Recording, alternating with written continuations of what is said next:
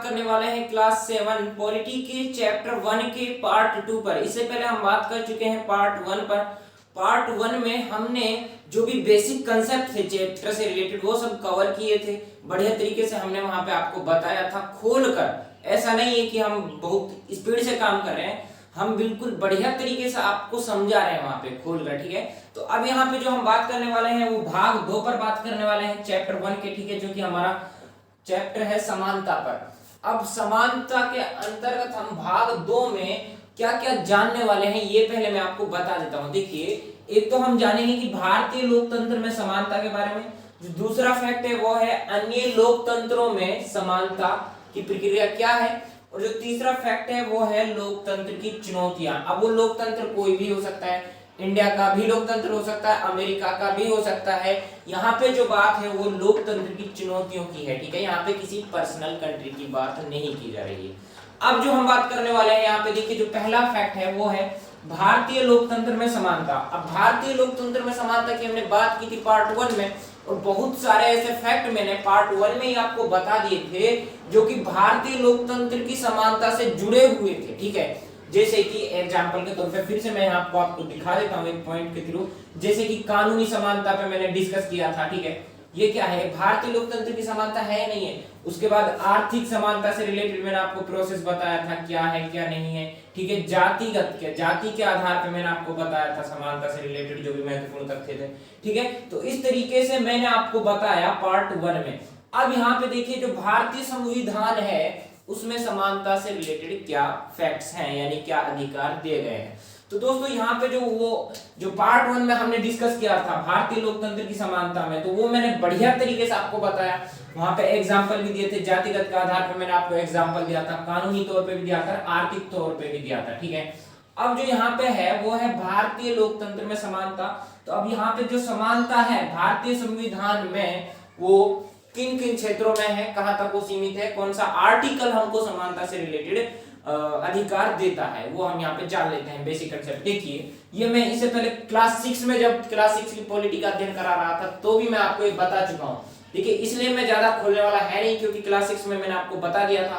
ठीक है, यहाँ पे देखिए, अब जो यहाँ पे समानता है वो आर्टिकल 14 से आर्टिकल 18 तक। ठीक है, आर्टिकल 14 से आर्टिकल 18 तक भारतीय संविधान में समानता के अधिकार दिए गए हैं। अब किस किस क्षेत्र में समानता, देखिए, कानूनी या विधि। ठीक है, यानी कानूनी तौर पर समानता आर्टिकल 14 हमको दे रहा है कि कानून की नजर में सब समान हैं, कानून के आधार पर किसी के साथ कोई भेदभाव नहीं किया जाएगा, ये आर्टिकल 14 हमको अधिकार देता है। उसके बाद आर्टिकल 15 क्या कहता है, आर्टिकल 15 कहता है कि जन्म, लिंग, जाति आदि के आधार पर किसी के साथ कोई भेदभाव नहीं किया जाएगा, ये आर्टिकल 15 कह रहा है। ठीक है, जन्म, लिंग, जाति इन सब चीजों के आधार पर किसी के साथ किसी भी प्रकार का भेदभाव नहीं किया जाएगा।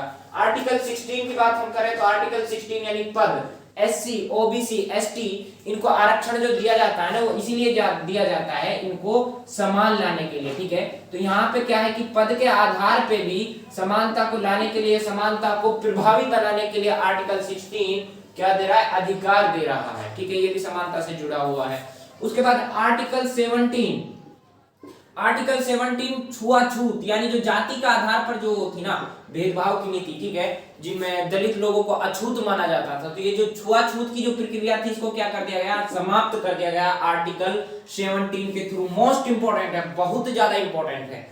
इससे रिलेटेड क्वेश्चन प्रति कॉम्पिटिटिव एग्जाम में ना ज्यादातर पूछे जाते हैं। मैं जब भी प्रीवियस ईयर के क्वेश्चन पेपर देखता हूं तो उनमें ज्यादातर हमको देखने को मिल जाता है। तो ये इंपॉर्टेंट है, मोस्ट इंपॉर्टेंट है। देखिए, इंपॉर्टेंट तो सभी है लेकिन जो ज्यादा इंपॉर्टेंट है वो 17 है। 17 में छुआछूत का अंत यानी अस्पृश्यता का अंत। ठीक है, कि जाति का आधार पर किसी के साथ कोई भेदभाव नहीं किया जाएगा। जो जिन दलितों को अपवित्र माना जाता था ये सब क्या ही ये प्रक्रिया क्या कर दी, समाप्त कर दी आर्टिकल 17 ने। उसके बाद आर्टिकल 18, आर्टिकल 18 क्या कहता है कि उपाधियों का अंत। क्या था, अंग्रेजों के टाइम में लोगों को उपाधियों से सम्मानित किया जाता था, तो जो इस तरह की उपाधियां थी उनका क्या कर दिया गया, अंत कर दिया गया। जैसे कि एग्जांपल के तौर पर हम ले लेते हैं नाइटहुड की उपाधि, ठीक है, और भी बहुत सारी। तो यहाँ पे जो ये मैं बता चुका था पहले से ही। तो अब इनसे रिलेटेड देखिए, भारतीय लोकतंत्र में समानता पर हम समझ चुके हैं, हमने इसको रिलेट किया किससे, संविधान से, ठीक है।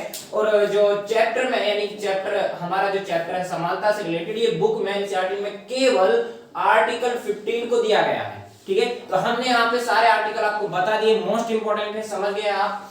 अब देखिए यहाँ पे जो हमारा दूसरा फैक्ट है वो है अन्य लोकतंत्रों में समानता। अब हम अभी तो हमने बात की भारतीय लोकतंत्र की समानता, ठीक है। तो भारतीय लोकतंत्र की समानता की जब हमने बात की, बुक के अलावा हमने रिलेट किया किससे, संविधान से, ठीक है। तो अब यहाँ पे हमको सोचना है कि अन्य लोकतंत्रों में समानता की प्रक्रिया किस तरह की है। मान लीजिए भारत के अलावा जो अन्य कंट्रीज के जो लोकतंत्र हैं, जो लोकतांत्रिक कंट्रीज हैं, उनमें किस तरह का प्रोसेस है समानता को लेकर, ठीक है। तो यहाँ पे देखिए, एक यहाँ पे हम कहानी लेते हैं, कहानी के माध्यम से समझते हैं। देखिए रोजा पार्क्स ये अफ्रीकी, मैं यहाँ पे लिख देता हूं, अफ्रीकी अमेरिकन थी। कौन थी, अफ्रीकी अमेरिकन। अब अफ्रीकी अमेरिकन थी। अफ्रीकी अमेरिकन का मतलब क्या है कि अब मतलब कुछ साल पहले, आज से कुछ साल पहले अफ्रीका से लोगों को गुलाम बनाकर लाया गया था अमेरिका में। कहां लाया गया था, अफ्रीका से लोगों को गुलाम बनाकर लाया गया था अमेरिका में। और जो वो लोग अमेरिका में गुलाम के रूप में आए, उनके जो पूर्वज थे, उन पूर्वजों को किस नाम से जाना जाता है, उन पूर्वजों को जाना जाता है अफ्रीकी अमेरिकन के नाम से, ठीक है। तो अब जो ये थी, ये रोजा पार्क्स, ये कौन थी, ये अफ्रीकी अमेरिकन थी, ठीक है। तो 1 दिसंबर 1955 की घटना की वजह से इसने जो अमेरिकी का जो संविधान था या फिर अमेरिकी का जो कानून था, उसमें बहुत बड़ा परिवर्तन ला दिया, ठीक है। किसने, रोजा पार्क्स की एक घटना ने, छोटी सी घटना ने, ठीक है। अब वो छोटी सी घटना बहुत बड़ा परिवर्तन लाती है अमेरिका के कानून में। वो घटना है क्या, यहाँ पे ये जानने की जरूरत है। देखिए ये रोजा पार्क्स थी, ये 1 दिसंबर 1955 के दिन ये आ रही थी अपनी ड्यूटी से, यानी काम कर आ रही थी, ठीक है। जो अमेरिका का कानून था, तो कानून के तौर पर रंग के आधार पर लोगों के साथ क्या किया जाता था, भेदभाव किया जाता था, ठीक है। तो जैसे कि काले हो गए और गोरे हो गए, ठीक है, श्वेत और अश्वेत, अश्वेत और श्वेत, ठीक है। जो श्वेत और अश्वेत लोग थे, ठीक है, तो इनके साथ रंग के आधार पर भेदभाव किया जाता था अश्वेत लोगों के साथ। तो जो ये थी रोजा पार्क्स या अश्वेत थी, ठीक है। और कानून था, यदि कोई बस के आधार पर हम बात कर रहे हैं, तो बस में यदि कोई गोरा आदमी खड़ा है और ब्लैक आदमी सीट पर बैठा है, तो ब्लैक आदमी को गोरे के लिए सीट छोड़नी पड़ेगी, चाहे वो पुरुष हो चाहे महिला हो। ये बात मायने नहीं रखती है, मायना रख रहा है यहाँ पे रंग, ठीक है। तो रंग के आधार पर लोगों को सीट छोड़नी पड़ती थी, गोरे लोगों के लिए, श्वेत लोगों के लिए।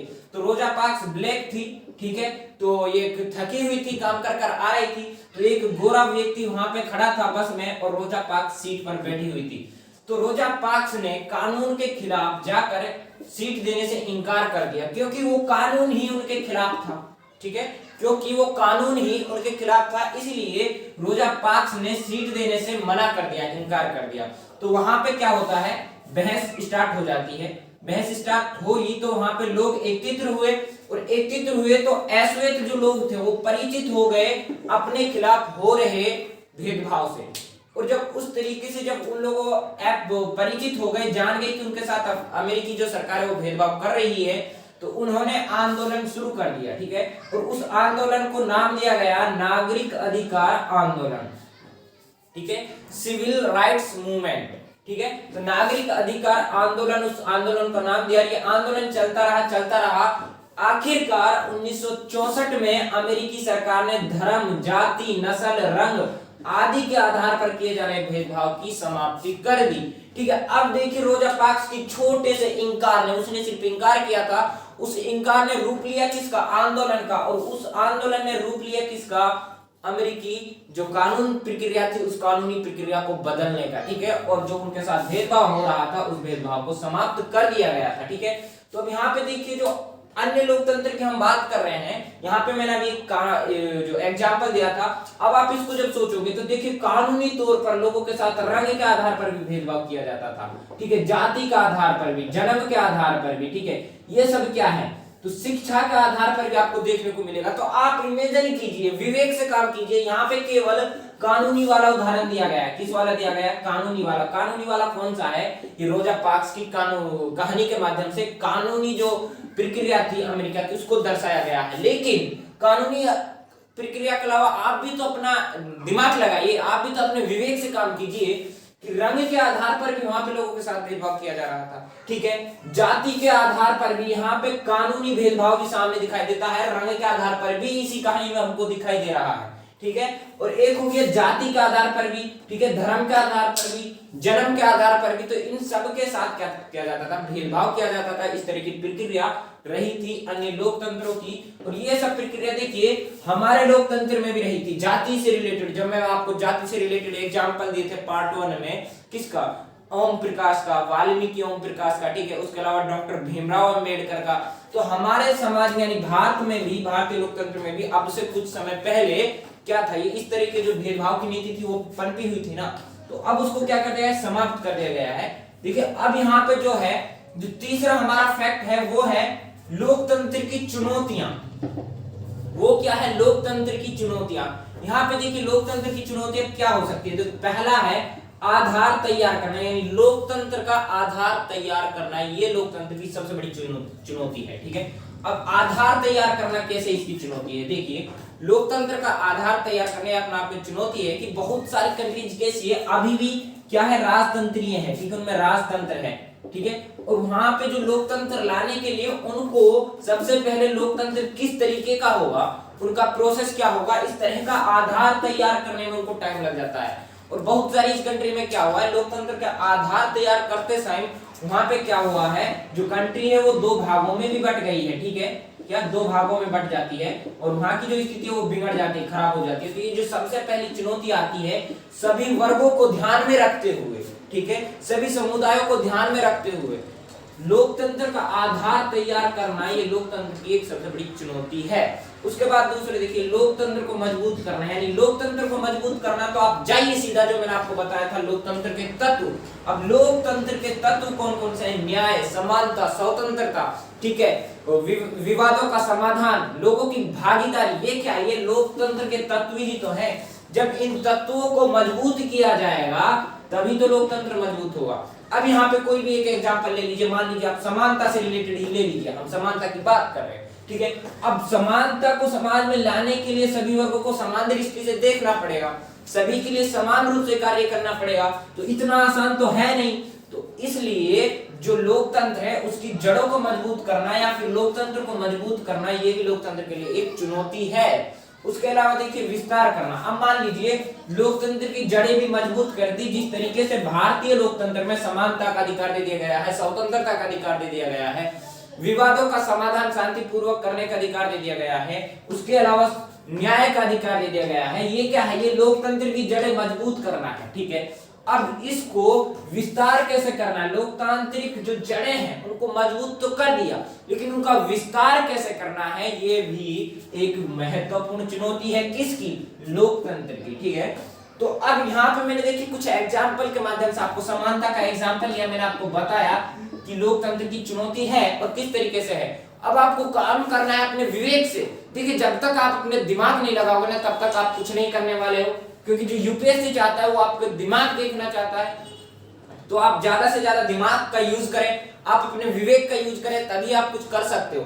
अब यहाँ पे मैंने मान लीजिए समानता के लिए लिया, तो आप अब विचार कीजिए कि स्वतंत्रता को किस तरीके से लाया जा सकता है। स्वतंत्रता लोकतंत्र के लिए चुनौती किस हद तक है और किस हद तक स्वतंत्रता लोकतंत्र का तत्व है, किस तरीके से स्वतंत्रता को लाया जा सकता है, किस तरीके से नहीं, ठीक है। तो इन सब फैक्ट्स पर आप विचार करेंगे अपने विवेक के माध्यम से, अपने चिंतन के माध्यम से, अपने सोच विचार के माध्यम से। तो ज्यादा से ज्यादा जो मकसद है, जो क्लास 6 7 का जो आप अध्ययन कर रहे हो ना, इनका मकसद केवल इतना है कि आपकी जो समझ है वो पैदा हो। अब जैसे कि हम यहाँ पे बात कर रहे हैं समानता, तो समानता के बारे में जो आपकी समझ है वो पैदा होनी चाहिए। उसके बाद जो भी डिसीजन आपको लेना है, जो भी निर्णय लेना है, वो डिपेंड करता है आपके विवेक पर। तो विवेक यहाँ पे मोस्ट इंपॉर्टेंट है, यानी आपका दिमाग मोस्ट इंपॉर्टेंट है, दिमाग से काम कीजिएगा। यदि आप हमारे चैनल पे न्यू हैं तो आप हमारे चैनल को सब्सक्राइब कीजिए, फटाक से बेल आइकन को हिट कर दीजिए और कमेंट करना नहीं भूलिएगा। तो दोस्तों मिलते हैं एक न्यू वीडियो में न्यू टॉपिक के साथ, तब तक के लिए थैंक यू सो मच।